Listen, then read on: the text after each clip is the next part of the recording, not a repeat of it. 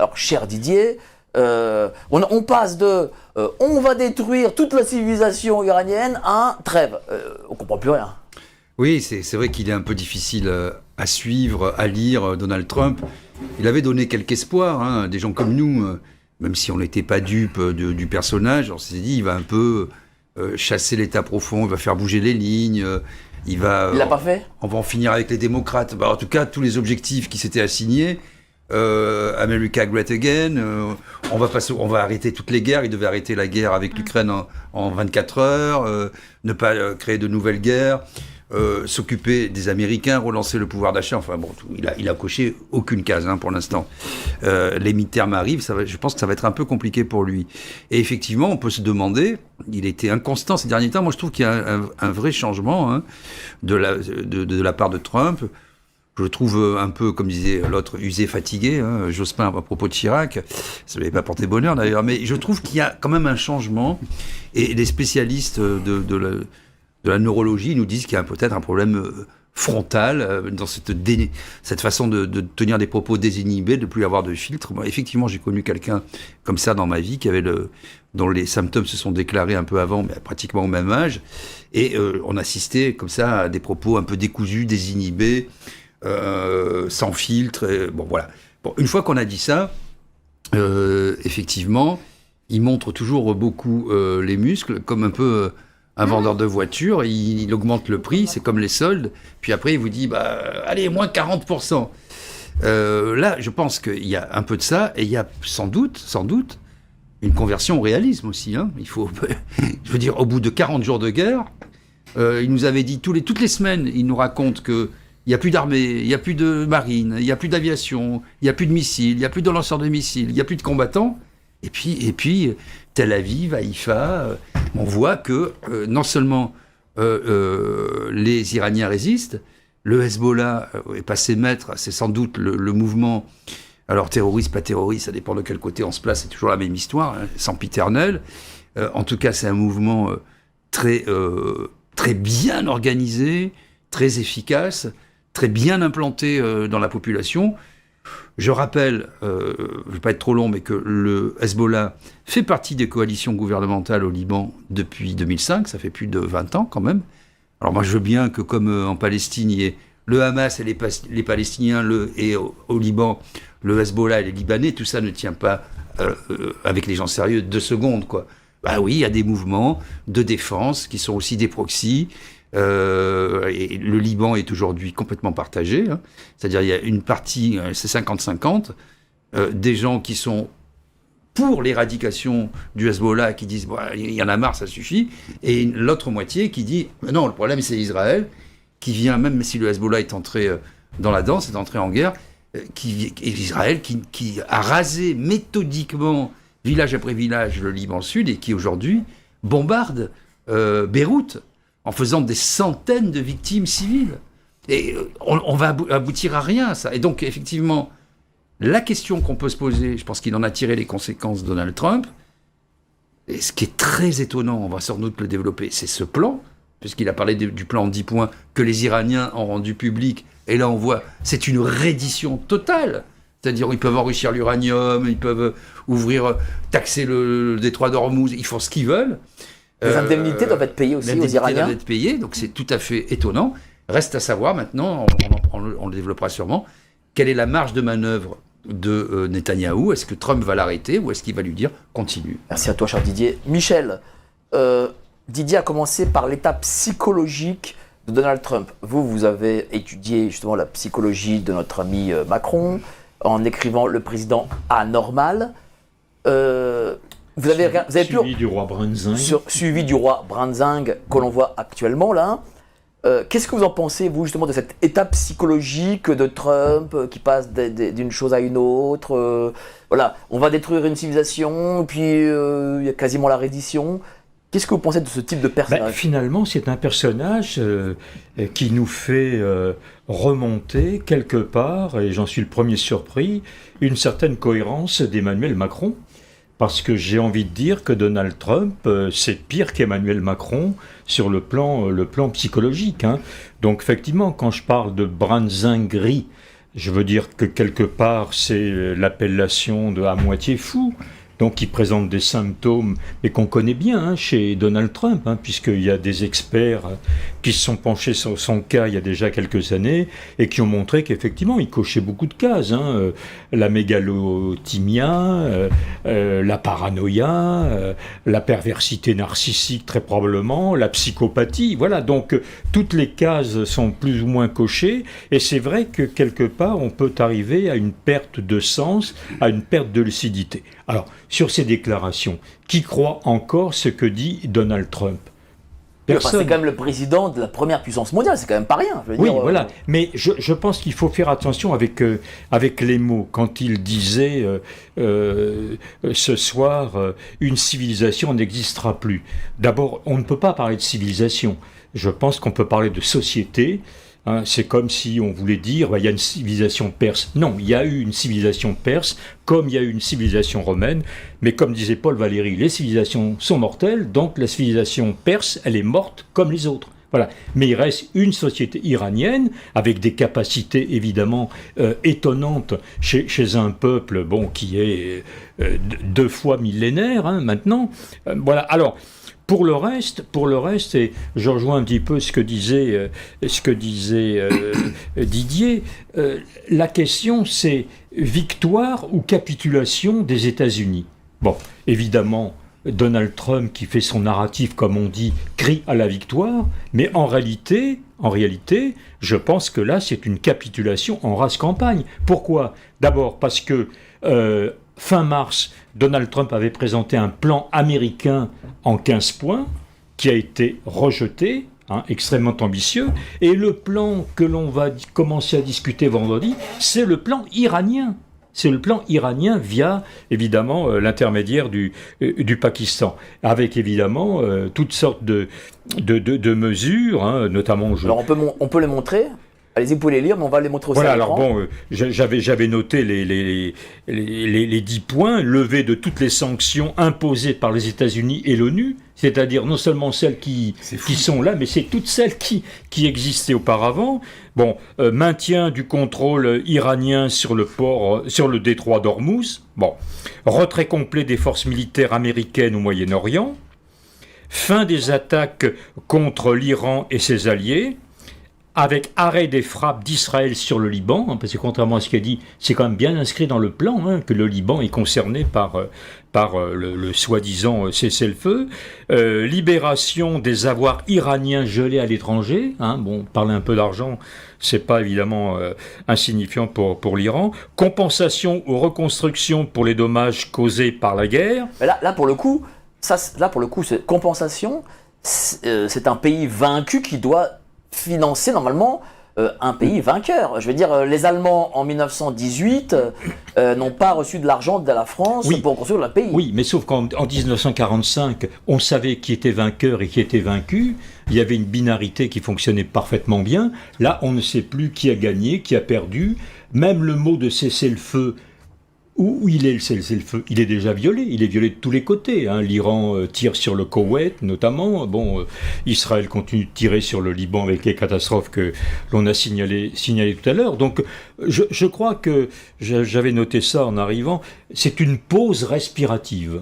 Voilà, une pause respirative, mais qui est déjà extrêmement fragile. Il y a déjà quelque part des signes qui montrent que finalement, qu'est-ce qu'on est en train de faire ? Eh bien, on s'accorde une pause, le temps de reconstituer ses armements, de part et d'autre. Merci beaucoup Jean-Michel. Hubert, dites-moi, certains disent que, en fait, derrière une stratégie, etc., vous êtes un ancien des RG, vous êtes commissaire des RG.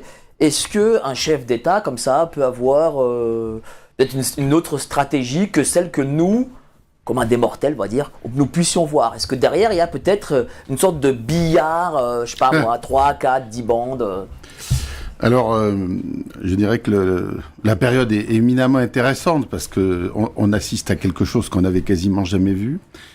Alors, est-ce que Trump est tombé dans la folie, dans la paranoïa, dans une espèce de démence présidentielle qui atteint certains chefs d'État, mais On pense à Hitler, hein, après Stalingrad, les folies d'Hitler qui disaient n'importe quoi, il avait gagné, etc. Ou alors est-ce que c'est un génie suprême qui joue un billard à 5, 6, 7, 8 bandes et qu'on n'arrive pas à comprendre?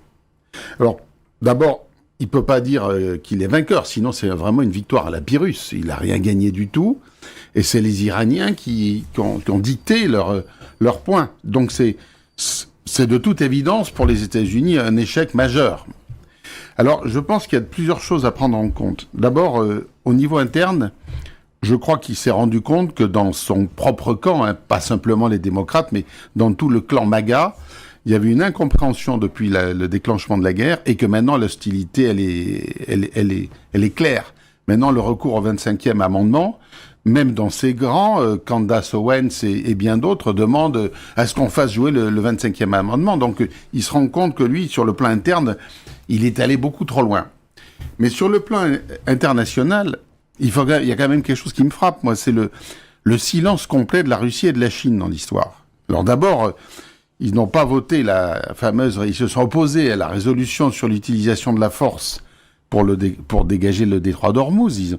La France s'est joint aussi à eux en disant on peut pas amener la chasse ou les bâtiments de guerre pour essayer de libérer le détroit d'Ormuz parce que le remède serait peut-être pire que le mal. Mais je vois dans cette histoire le retour en fait de Trump, le jacksonien, parce que Trump c'est un homme qui veut faire du business, il veut faire des affaires, il veut rétablir le commerce international qu'il a bloqué. Il s'y attendait sans doute pas d'avoir bloqué ce commerce international. Donc, dès l'annonce, qu'est-ce qu'on voit dès l'annonce de ce cessez-le-feu de 15 jours? On voit tout de suite le baril de pétrole qui redescend, les bourses qui remontent, et puis certains qui vont sans doute se faire de très bons délits d'initiés. Il y a sans doute quelques milliards de dollars qui vont se trimballer de poche en poche, que nous on verra pas, ça se passera toujours en souterrain, hein. Et là, quelque part, il peut dire, bah, vous voyez, j'ai jeté très très très loin le bouchon. Hein, j'ai même failli déclencher l'apocalypse en disant que j'allais vitrifier l'Iran, et puis rien du tout.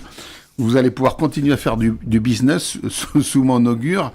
Donc, je me demande qui le conseille. Est-ce que ce sont vraiment des gens qui ont perdu toute raison, ou est-ce que c'est des gens très très malins en disant, voilà, maintenant, on va libérer les choses, etc. Alors d'abord, au niveau stratégique, c'est clair qu'au Moyen-Orient, je crois que les Américains, ils ont très largement perdu, puisque toutes les monarchies du Golfe ne peuvent plus maintenant à commencer par l'Arabie Saoudite, qui comptait énormément sur le bouclier américain pour continuer à prospérer. Ils ont vu que ce bouclier ne marche pas et qu'il faut faire un repli stratégique dardard. Alors est-ce que maintenant, qu'est-ce qu'ils veulent dire pendant ces 15 jours de cessez-le-feu? Un cessez-le-feu qui est précaire, puisqu'on voit bien que Israël ne se sent pas concerné par le cessez-le-feu et que même les Iraniens ont encore tiré quelques fusées sur le Koweït pour montrer qu'ils avaient encore des capacités de riposte. Donc il faut pas non plus avoir une vigilance endormie. On n'est pas à l'abri d'un nouveau revirement, d'un réveil un matin. Il va dire, bah oui, je relance encore 200 avions pour bombarder l'Iran. On sait pas. Et je crois que quand même derrière, je dis, entre Poutine et Xi, je pense quand même qu'il y a des coups de fil dont on n'a pas la teneur, mais qui doivent être passés régulièrement à la Maison-Blanche. Cher Laurence, pour toi, c'est une défaite ou c'est une stratégie? Comment tu vois ça? Tout ça, ça semble complètement... On a l'impression d'être dans un jeu vidéo. Ça rappelle les premières guerres du Golfe, où on avait ces images en vert. Alors, aussi, on se demande qui a intérêt à ce que des gens qui ont l'air d'être fous, d'être placés à la tête du pays? Est-ce qu'il y a un désir complètement de tout liquéfier, de retirer toute notion même bon, je sais pas civilisation, mais en tout cas de différentes frontières? Là, on a l'impression que quelqu'un arrive et dit je vais tout détruire, je vais faire moi ce que j'ai donc mon commerce, comme dit monsieur, je vais être le plus puissant, j'ai décidé. Et puis quand même, il y a moi le discours que j'avais entendu. Ça m'a glacé quand j'ai entendu Trump dire oui, je vais tout casser, tout détruire, tout et puis se dire il se donne le permis de tout faire. Ça rappelle un peu les Indiens, comment on a détruit quand les États-Unis sont avant que les États-Unis soient créés. Il il y a ce côté de quelle nationalité est contre quelle nationalité. C'est vrai que la notion même de clarté, comme vous dites aussi, sur les Allemands contre les Français, là, qui est contre qui sont les opposants, qui sont les gagnants, il y a un flou complet. C'est-à-dire qu'on ne sait plus ce qui est exactement, on ne sait même plus qui est concerné. Est-ce que la France aussi, on est concerné, nous, par rapport au carburant et tout? C'est-à-dire que c'est une guerre mondiale sans vraiment d'ennemis. C'est une guerre mondiale. Oui, de toute façon, elle est pas nouvelle, mais disons qu'effectivement, du fait de la mondialisation, tout le monde est concerné. C'est-à-dire que ce qui se passe en Iran, ce qui se passe au Liban, effectivement, les Français aussi vont payer les coûts. On l'a vu là par rapport au carburant. Il n'y a pas que le carburant, parce que qui dit aussi pétrole, dit aussi plastique, dit tous les objets du quotidien sont concernés. C'est-à-dire que quand demain, tous les objets vont devenir un luxe, est-ce que c'est ça qui va se passer? Et alors, ce qui est quand même extraordinaire, c'est cette montée des prix qui s'est fait comme ça. Alors qu'il y a des réserves et tout, C'est et vrai. paf, d'un seul coup. Et là, on a le Cornu qui nous dit « Ah tiens, puisqu'il y a eu la trêve, on va rebaisser les prix. » Non mais, on se moque de... Mais moi je voulais qu'on passe à quelque chose qui est quand même important, parce qu'aujourd'hui, je me suis pris un bashing, je crois que toi aussi, cher Didier, sur la question de Trump. C'est-à-dire qu'on a, sur les réseaux sociaux, toute une frange de gens qui nous écoutent, qui nous regardent chaque jour, et qui nous disent Vous n'avez rien compris. « Vous n'avez rien compris, vous tapez sur Trump. » Voilà. T'as reçu toi aussi, Oui, ça j'imagine. Non, mais à un moment, effectivement, moi je suis toujours prêt à prendre des leçons et humblement reconnaître ma défaite morale, intellectuelle, militaire et stratégique, il n'y a pas de problème. Mais pour l'instant, ça ne marche pas. Je veux dire, il y avait des objectifs qui étaient plus ou moins affichés, qui étaient assez flous. Hein. Il avait dit qu'il voulait amener la stabilité dans cette zone du globe, la stabilité dans les États, la stabilité aussi des prix, etc. Les quelques objectifs affichés, ça n'a pas marché. Il avait dit qu'il allait éradiquer les mouvements terroristes et que ça marche pas trop non plus. Oui, mais alors, est-ce que- Je crois que les gens qui vous interpellent ne parlent pas du même Trump. oui, alors Mais quel Trump il parle Mais ils ont encore la vision du premier Trump, celui qui était venu effectivement pour changer l'Amérique, voilà. Imaginer un autre fonctionnement social, voilà, l'homme de Non, la mais- paix, voilà. Et donc là, évidemment, ils ne veulent pas voir qu'il y a un deuxième Trump, Ouais. bon, qui est le Trump qui échoue, qui est en guerre, voilà. Non, mais je crois qu'il y a deux guerres en une. En réalité, ce à quoi on assiste, de mon point de vue, c'est le fait que Trump se soit fait prendre le cerveau par Netanyahou. Et ça, c'est quand même quelque chose de nouveau. C'est extrêmement inquiétant d'ailleurs. Mais hein. comment Quel un chef est d'État le- peut se faire prendre le cerveau comme Alors ça? non, mais Il c'est y a un lien, il y a des casseroles, il y a Bah quelque oui, chose. il y a quelque chose, en tout cas, moi, alors certains disent Epstein, etc., je n'en sais rien. En tout cas, il est clair que, et même Netanyahou, qui ne se sent pas lié par la trêve et qui bombarde le Liban. Et il a fait pour le Gaza aussi. Et il a fait pour Gaza. Ouais. Et Trump qui dit rien. Jusqu'à présent, on ne l'a pas entendu. Moi, j'avais dit ce matin en faisant une vidéo, j'ai dit, quand il va, hier soir, il va se réveiller, il va dire quelque chose. Est-ce que ça s'applique au Liban ou pas? Pour l'instant, il n'a rien dit. Et donc ça, c'est quand même... Alors comment t'expliques le bashing qu'on peut se recevoir en disant oui, vous êtes des cons les gars, ben, je pense vous qu'il y a- retournez votre veste, Non, etc. Non, mais je pense que nous, on retourne pas notre veste. Nous sommes des gens pragmatiques. On regarde, et puis c'est notre métier, on regarde les faits et on essaie de les analyser. Mais je crois qu'il y a des gens qui sont restés un peu bloqués sur leurs désirs hein, et qui se sentent floués si on leur dit que, en fait, c'est plus le premier Trump, etc. Donc c'est le propre du militantisme. Hein. Il y a une zone aveugle, on reste aveugle, on reste sourd, et on dit, quand on n'arrive pas à expliquer, il est trop intelligent pour vous. Tu peux pas comprendre. C'est l'argument des crétins un peu. Hein. Tu peux pas comprendre. Il est plus intelligent que toi. Bon, très bien. Moi, j'essaie de tout comprendre quand on me l'explique. Quand on me dit juste que je suis trop con pour pas comprendre, effectivement, j'ai pas trop envie de Non, lier mais la conversation. Je crois qu'il y a toujours ce même déni que j'ai souvent signalé ici, le déni de la psychologie des chefs d'État qui nous gouvernent. On ne veut absolument pas voir C'est sûr, ouais. la nature des perturbations Du pouvoir. psychologiques. Mais est-ce Voilà. est-ce qu'un chef d'État peut être fou Bien sûr, oui. à l'heure actuelle, en tout cas au XXIe siècle? Est-ce qu'il peut être fou? Hubert citait évidemment Hitler. Hein. Bon, Staline n'était sans doute pas très loin de lui. Bon, effectivement, le pouvoir, la puissance entraîne évidemment la folie. Je rappelle que génie et folie, hein, parce qu'on peut être génial et fou également. Alors, On peut étendre la question. Excusez-moi, Ouais. je te coupe, mais à l'Union européenne et à la Commission. Ah bah oui. oui. Ouais. Parce qu'à un moment, quelque part, vous avez des gens comme Ursula von der Leyen qui disent « Ah ben c'est TikTok !» Et comment il s'appelle, Călin Georgescu en Roumanie, il y a eu des algorithmes qui l'ont favorisé, etc. Donc tout le monde part dans ce délire. Et tout le monde dit « Ah ben oui, il y a eu des algorithmes. » Il n'y a même pas besoin de le prouver avec le DSA. Donc c'est aussi une forme, une forme de folie. C'est-à-dire il y a des idées fixes, des obsessions, parce que c'est aussi comme ça qu'ils se financent, c'est parce qu'ils en Voilà, vivent, c'est ça, la corruption. etc. La corruption intellectuelle, morale et la corruption tout court. Hein. Donc ça explique aussi beaucoup de choses. Donc on va défendre une idée ou des situations dont on sait qu'elles sont fausses, complètement fausses, non vérifiées par les faits, mais c'est rassurant. Alors c'est rassurant pour les militants parce qu'on n'accepte pas de se tromper, et c'est le phénomène du militantisme qui s'apparente à une forme de folie, et c'est aussi les espèces sonnantes et trébuchantes pour les gens qui font la promotion de ces... Ça peut s'apparenter à une secte parfois. Cher Laurent, toi qui es philosophe, on a des militants en France qui, quelle que soit l'action de M. Trump, de toute façon, soutiendront.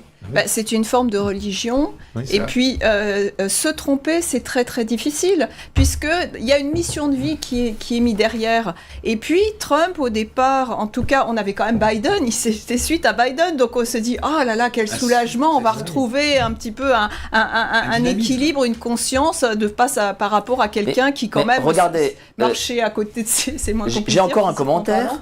qui me dit tout est calculé chez Trump. Est-ce que tout est calculé ou... Ben, en tout cas, je ne sais pas si tout est calculé, mais il y a quand même... Là, il est arrivé à des expressions quasi hystériques.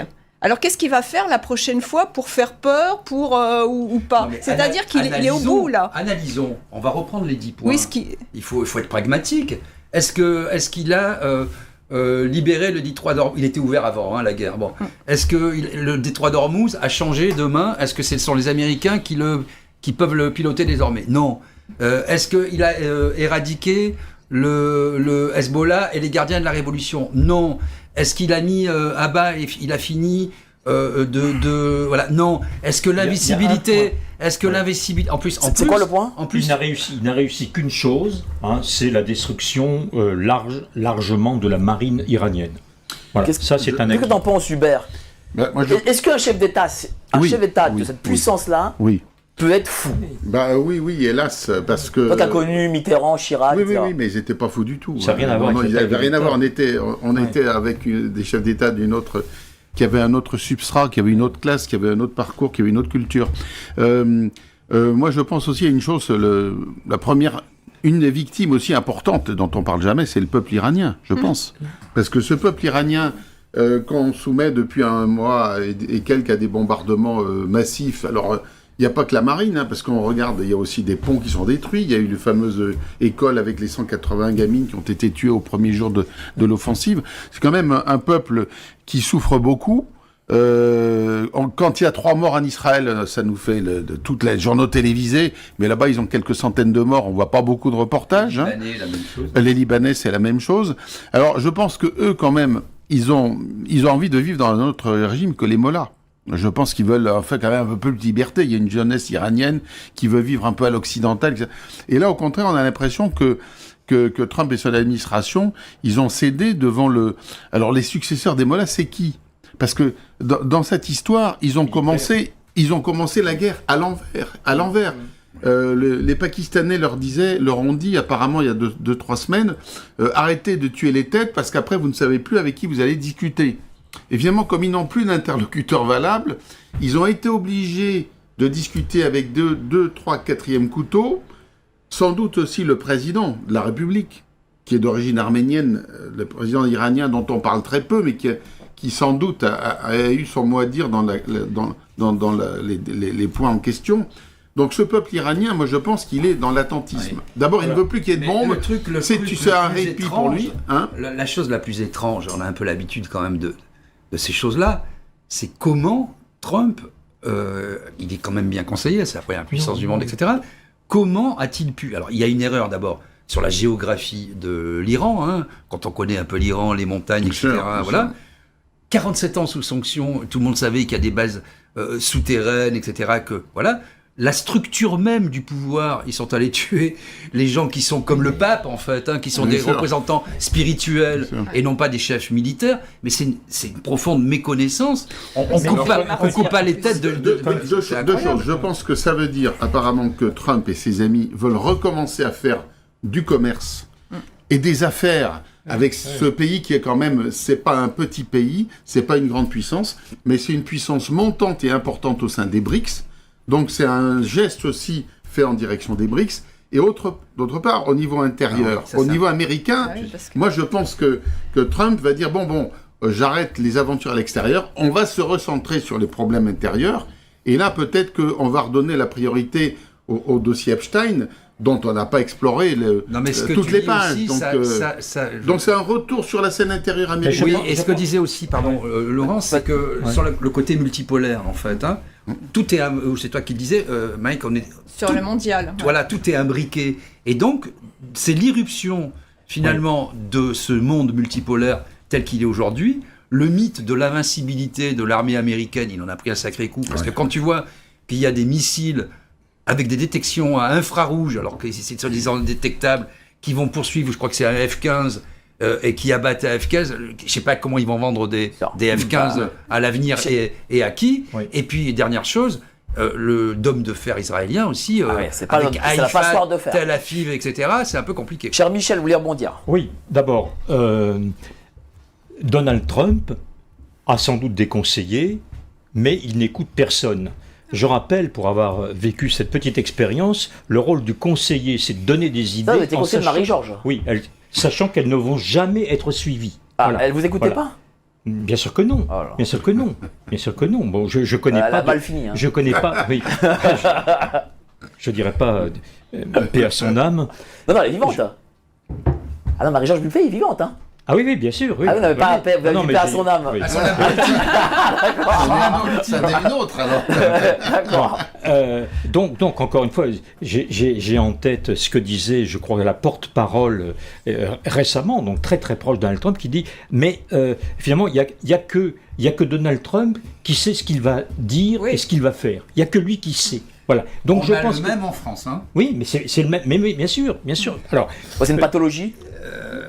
Oui, il y a ce... oui, Michel, alors Michel. il faut quand même redire trois petites choses par rapport à ce que disait Laurence tout à l'heure sur la guerre mondiale. 50% de la planète aujourd'hui est en conflit.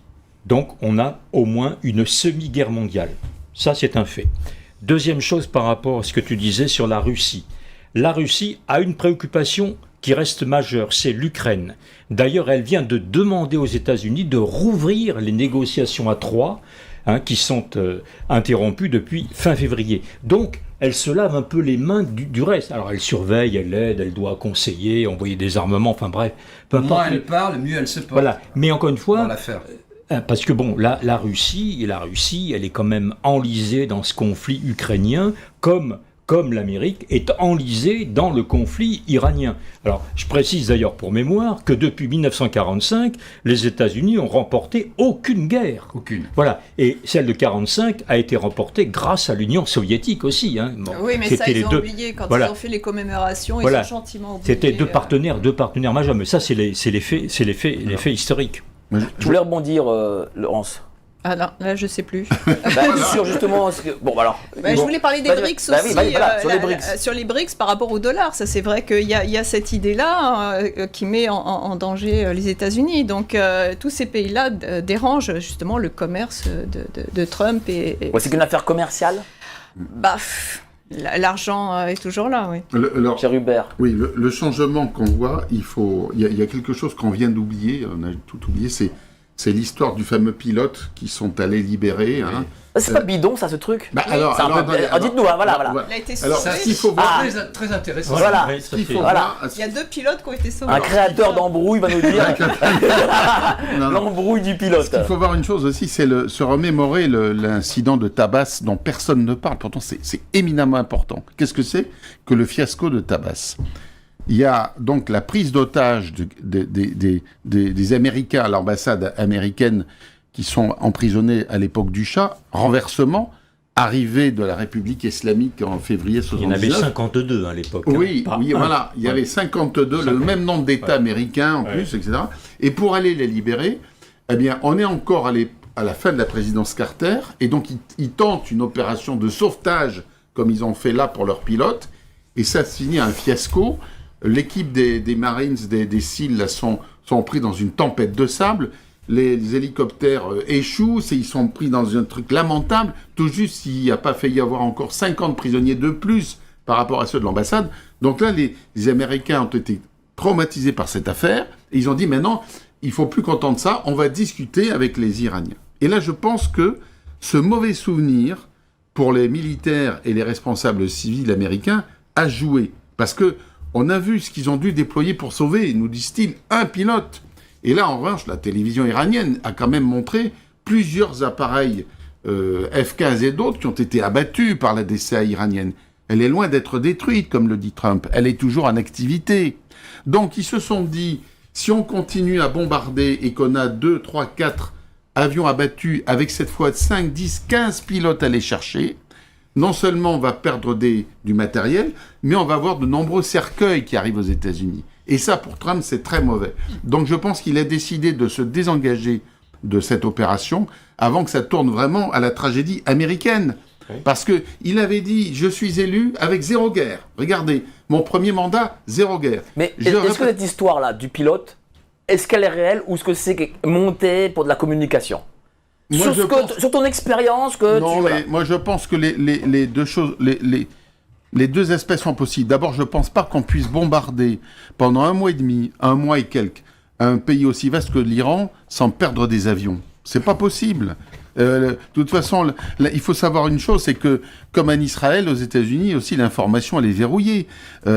Tout ça, c'est sur le secret défense, on ne peut pas tout vous expliquer. Alors, on nous montre un pont abattu, mais pour abattre ce pont, et est-ce qu'ils n'ont pas perdu 4 ou 5 avions ? Il faut avoir accès à la télévision d'État iranienne.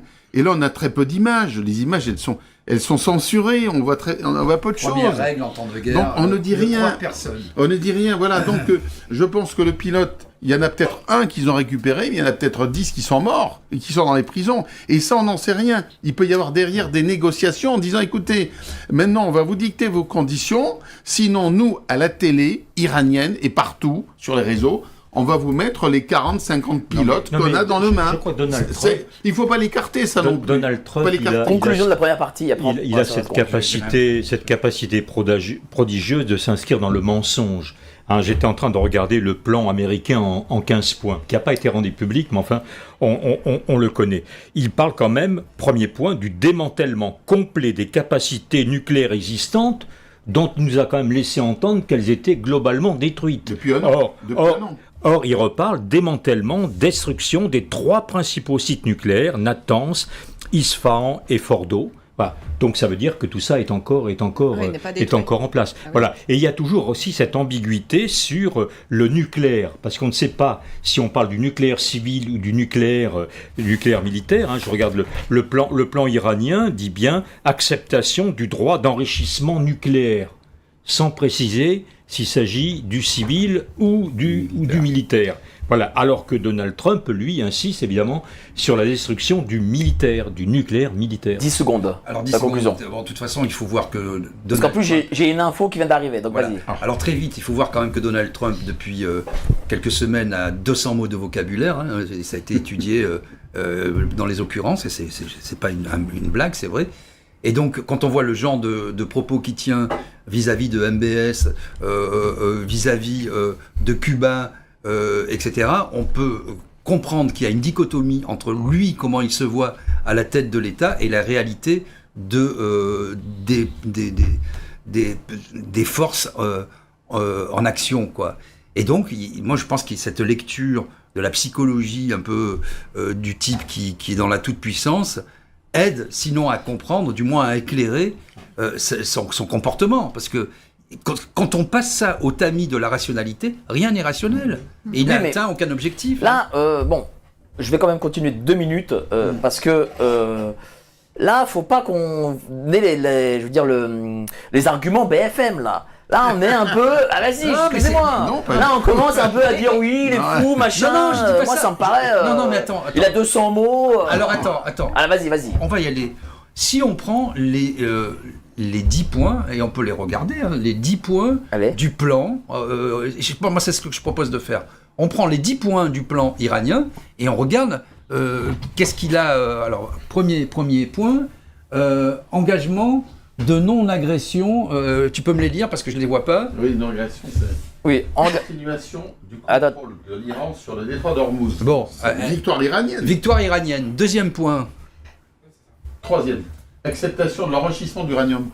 Est-ce encore que c'est iranien. une victoire ou une défaite? C'est une défaite. Quatrième point.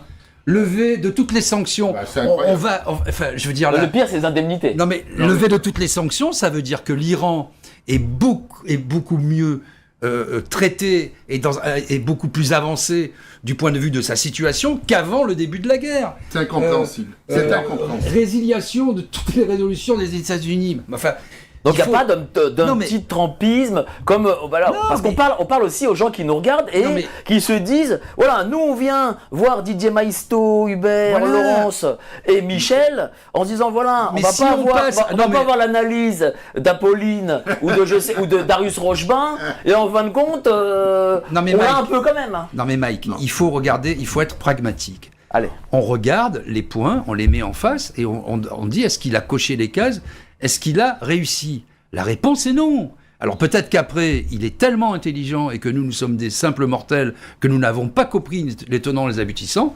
C'est possible, et peut-être qu'on le verra, l'avenir nous le dira. Pour l'instant, l'Iran sort Bien sûr. largement renforcé, avec une image dans le monde beaucoup plus sympathique, parce qu'avant la guerre, oh les mollahs c'est horrible, les femmes sont voilées, les femmes sont... On les montre leurs cheveux, on les tue, maintenant il y a une sympathie énorme, tout le monde dit quel peuple quand même, ils sont Allez, 10 secondes, résilients, 5 secondes. et on leur enlève toutes les sanctions, et ils peuvent enrichir l'uranium, et ils gardent le détroit d'Ormuz, excuse-moi, moi je trouve ça, Merci cher je trouve Didier. qu'il a perdu.